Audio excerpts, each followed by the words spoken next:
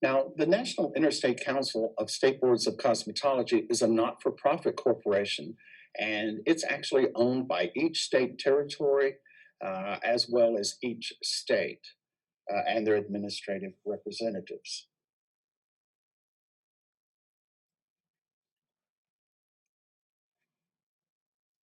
The mission of the council is to promote the protection of the health, safety, and welfare of the public and the professional workforce by actively pursuing excellence in the cosmetology and related fields.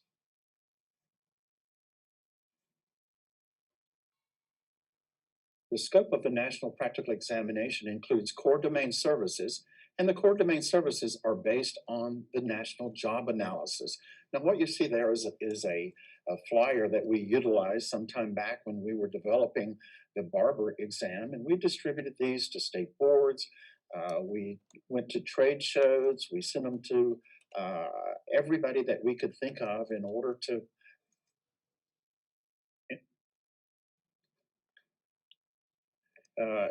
gather information. And this is the very common way that we do that.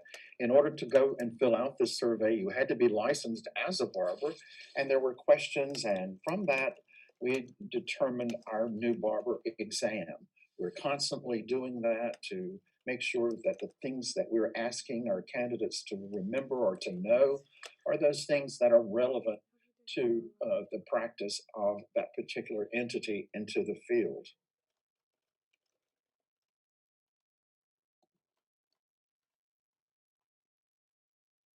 NIC offers a standardized, valid, and legally defensible national examination program.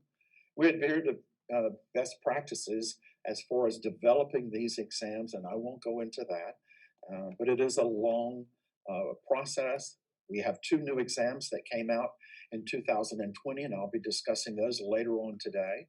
Now, NIC does believe in a solid commitment to maintain the high standards that are established in the cosmetology industry by licensed professionals. We believe that in most examination formats, a candidate could possibly achieve a passing score by simply learning and following the task lines that are listed in a candidate information bulletin. We believe services performed in this manner are not defensible in a licensure arena. You will see that we have changed the way that we are presenting exams, as you see the new nail and the new aesthetics exam that we will talk about later. Now, the National Examination Program is being designed with the knowledge that there are as many ways to examine a skill as there are people to teach it. Our examinations are written based on the examining of a basic skill as a candidate learned it from their instructor and the manner in which they will perform the task on the general public. The candidate certainly is responsible to perform these tasks utilizing infection control procedures while maintaining a safe working environment. The movement in the NIC national testing creates a practical examination in which a candidate is displaying a basic service scored according to their practical knowledge to perform a task and not harm themselves nor the general public. NIC promotes national endorsement and standardization of regulations that are affecting the practice of cosmetology and its related fields within all jurisdictions. Now, it is the responsibility of NIC and a state regulatory board to ensure that licensed professionals who practice on the general public will do so in a safe and sanitary manner, not to determine salon readiness or skill level. That's the job of the instructor and the school. The tasks evaluated on the NIC practical examinations are the tasks listed on the Candidate Information Bulletin known as a CIB. I would certainly encourage you always to utilize that CIB, download the latest copy of that CIB from your state board, and then go over that. And Wayne will enforce that when he talks about cosmetology as well. We just feel real strong that a candidate who has gone through the candidate information bulletin is a much better candidate. They understand the exam and they know exactly how and what's going to happen during that exam. And here again, you need to visit your state. And here again, that's Barber Cosmo at dca.ca.gov. In order to obtain that candidate information, that will have any specific administration guidelines in your state, admissions letters and inserts, they need to be studied and are completed prior to scheduling your NIC examination. The NIC official webpage has information and downloadable copies of the general CIV and the NIC examination information. But I would certainly encourage you, like in cosmetology, you have a couple of additional services, and those would be listed in your state website. To better understand, here again, utilize the updated copy of the Candidate Information Bulletin. Here again, you may also visit NIC's webpage, and that is nictesting.org. Now, NIC examinations are administered in a testing environment. Candidates certainly are evaluated all times, and these candidates must follow all appropriate public protection and infection control procedures during all phases of the practical examinations. Cellular phones, watches, and all other electronic devices are absolutely not allowed anywhere inside the examination area. Now, here again, it doesn't matter if that's a Rolex, it doesn't matter if it's a Timex, it doesn't matter if it's an Apple Watch. Watches are not allowed in the testing area, as well as cell phones broken off in 1,000 pieces. They cannot be in the examination area. There certainly should be no printed or handwritten materials or any other visual aids in the testing area as well. Certainly talking or other means of communication between clients certainly will not be tolerated. Some things that no longer allowed in our examination site: fumigants, wet disinfecting jars, aerosols of any sort or single fingers. And here again, I need to add also that we no longer allow spray disinfectants in our exam. Those need to be disinfecting wipes. An issue that we have in some states is a monomer. We do, because of people bringing or trying to introduce MMA back into our exam sites, we do require that the monomer be factory sealed, and it can have a foil seal like you see here on top, or a plastic seal, or if you look in the bottom middle there, you see one that has been shrunk wrapped. That certainly too is permissible, but we don't want to see the one on the right-hand side. That particular product had a rubber stopper in there. We don't consider that a factory seal. And then on the lower picture, you see that somebody's tried to shrink wrap with a hairdryer and a piece of cellophane. All products and containers must be considered multi-use. In other words, these are back bar products. No matter the size of them, they have to be considered to be back bar, and when you're finished with them, those products would go into items to be disinfected. Now, products must be dispensed using infection control procedures, and all containers must be clearly labeled in English. Those labels should reflect the actual product that's being utilized for that portion of the examination. Now, manufacturer's labels certainly can be used and must have English, but if that candidate creates their own label or tries to make a homemade label, it must contain only English. Some things that we see in our examination are containers like this, labeled PD.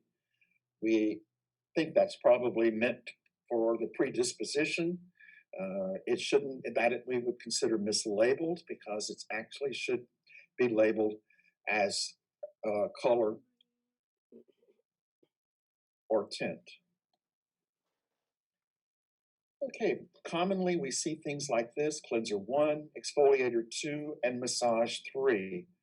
That is unacceptable labeling. We consider that a means of cheating. That tells that candidate to use cleanser first, followed by the exfoliator, and then the massage product last. What would happen is the examiner would raise their hand, the proctor would come in and take those products if they were labeled as such. They certainly just need to be labeled as cleanser, exfoliator, and massage product. Massage cream, massage oil, massage lotion.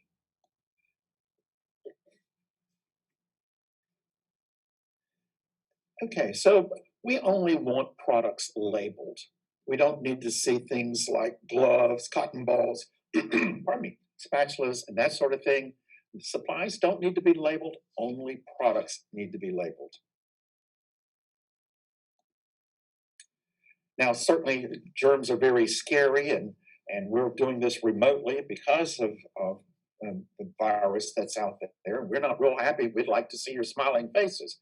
And hopefully we will as soon as this COVID-19 is over. But some things that are very commonly found in the salon today are being presented here. On the top left there, you see MRSA and VRSA. Very common, found in the hair follicle. Many times that cosmetologist or that barber is working, they pick up that particular bacterium, they scratch their own head without sanitizing their hands, and then we have a cross contamination going on there. The hand in the middle there was brought about by a hair splint. We always discourage folks that are in the salon or the clinic not to wear open-toed shoes or sandals while working because this could certainly happen on the feet as well. HPV warts are certainly on the rise. Very common to see advertisements now on television advocating a vaccine for that. It's very commonly seen today's time. This is herpes of the eye. It was brought about by that cosmetologist or that esthetician doing a bikini waxing on somebody who had the herpes virus, double dipped, went into the pot. Another candidate came by for an eyebrow waxing, and this was in result. And then lastly is the Mycobacterium fortunatum. That was the bacteria that was found in foot spas and slowed down the industry as far as pedicures. Some of the things that we see in our exam are blood exposure kit.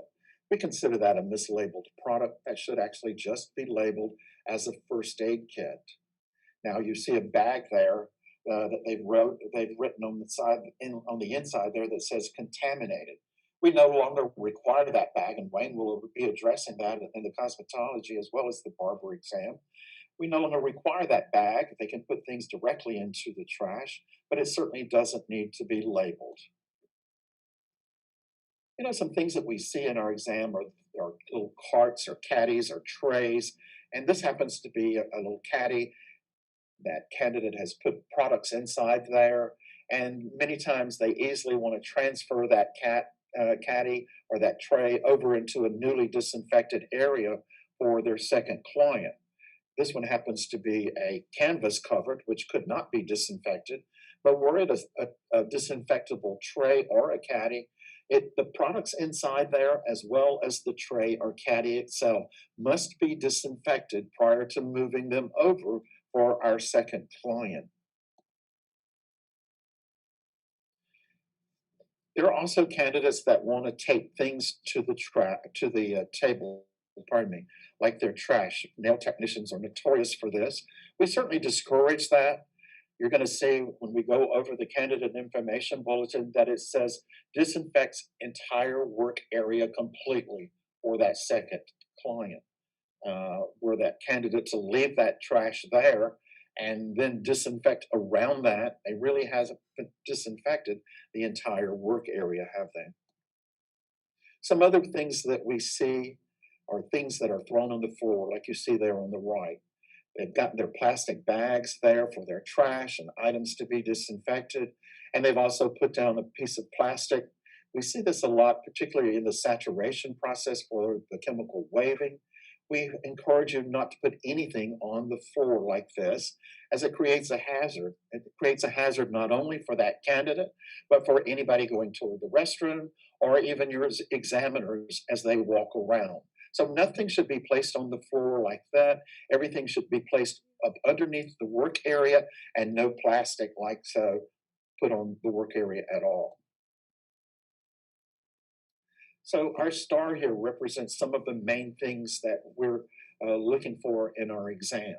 The blood exposure procedure. You know, it's very common for people in our industry to get cut or to have a blood exposure, or very common for cosmetologists to cut themselves or cut their candidate Barbers the same way. Nail technicians many times will have a brand new file and will many times cut their candidate. The estheticians may be exposing themselves to body fluids as well. So we now have a means of, and we have no problem if anybody gets cut or they bring up body fluids.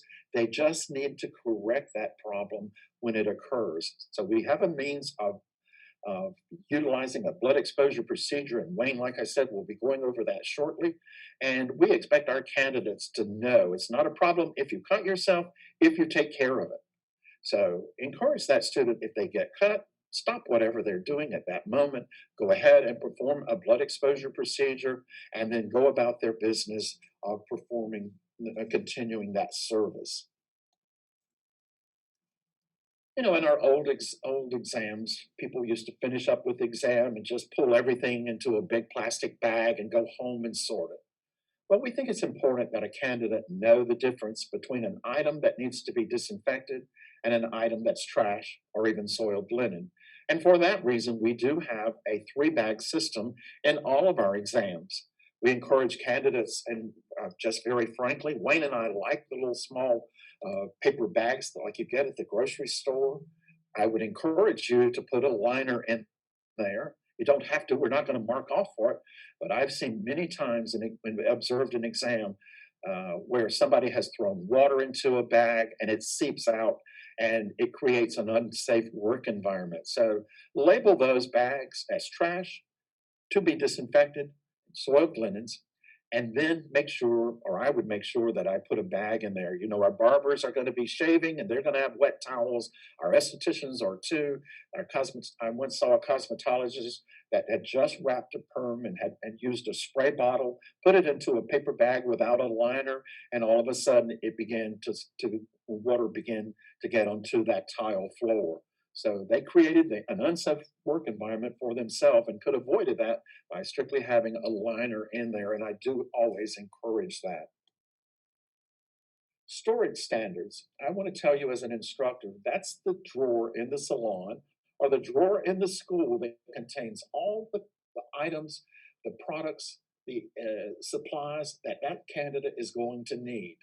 Everything is clean and ready for use. And they need, once they have gotten what they need out of that, they need to close that storage, whether it just like they would a drawer in the salon or the school. So if they're bringing a suitcase, they need to close it. If they're bringing a tub, they need to close it prior to performing a service over the top of that. So just think of it, like I said, as that drawer in the salon that contains all the clean, sanitized, disinfected supplies and products that that candidate is going to use. Now, that candidate may go into that storage container at any time. They, of course, need to make sure that their hands are sanitized prior to going in and retrieve whatever they need, and then make sure that that storage area is closed.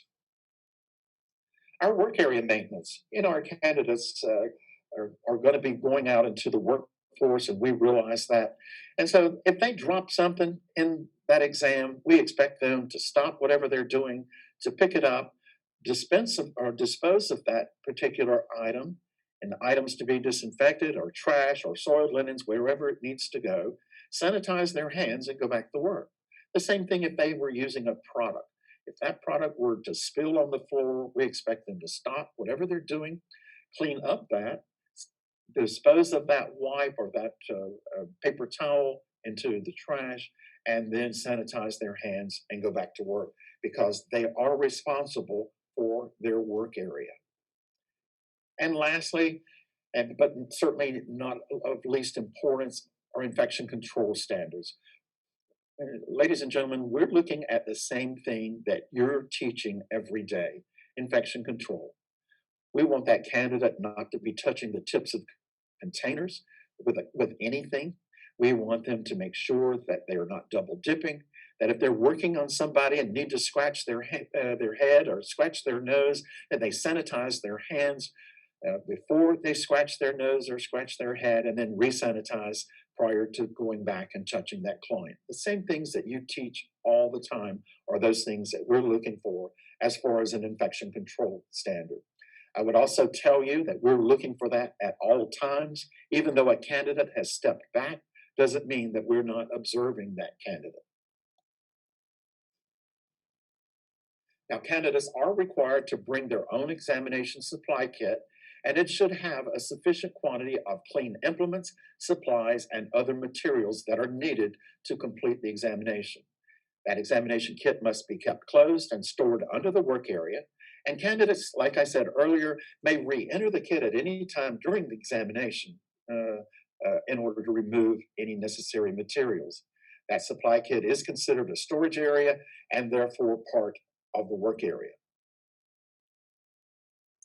Anything removed from the examination supply kit must be disposed of following infection control procedures, and nothing, absolutely nothing, may be returned to the kit. Candidates must supply their own water as it's needed for the examination, and candidates certainly are responsible for cleaning their examination area and removing all supplies that they used once they have completed the exam. Now, candidates are given a minimum of 10 minutes in order to set up the universal supplies they will use throughout the examination. Those candidates will also be instructed when to clean up and prepare for the remaining sections of the examination. The verbal instructions will only be read twice for each section of the examination. Here again, another reason to go over that CIB or that candidate information bulletin with your students, because they will only be reading it twice. If your student has heard it before, it won't be new to them, it'll be familiar, and they'll be familiar with the verbiage that's used as well. Candidates are expected to continue to demonstrate all the tasks in a section until they have completed that section or the time has expired. The candidate will be instructed to step back or turn the hand toward the examiner to indicate that they've completed the section of the examination. And candidates should perform all the tasks in the manner, in which they were taught or which you have taught them. Candidates, again, are responsible for maintaining their work area in a safe and sanitary manner throughout the examinations, and that candidates should also bring all items that are required to be admitted. That includes, but not limited to, photo ID, admission documents, as well as their supply kits. Now, it is recommended that candidates arrive at the examination site dressed in a manner that will not inhibit nor distract from their examination experience. Their hair should be controlled and their jewelry limited. Mannequins, as well as supplies used in the examination, are to arrive clean and without odor.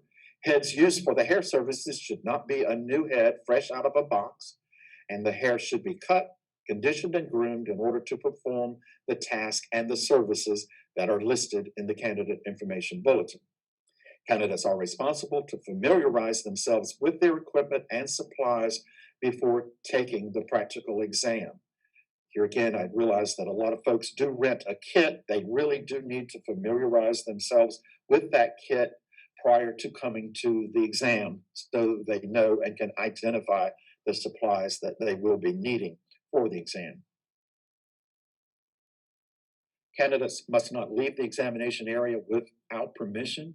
If a candidate experiences an emergency or needs to use the restroom, they must raise their hand in order to speak to the examination proctor.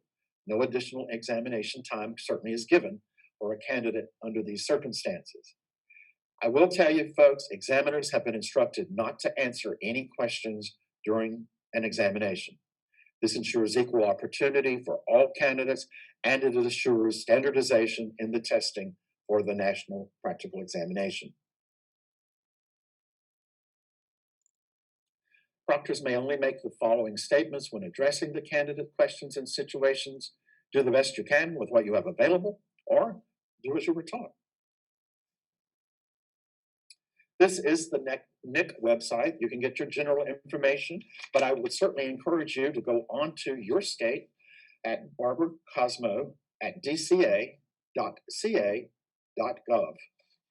Wayne's now going to be setting up for our cosmetology, and so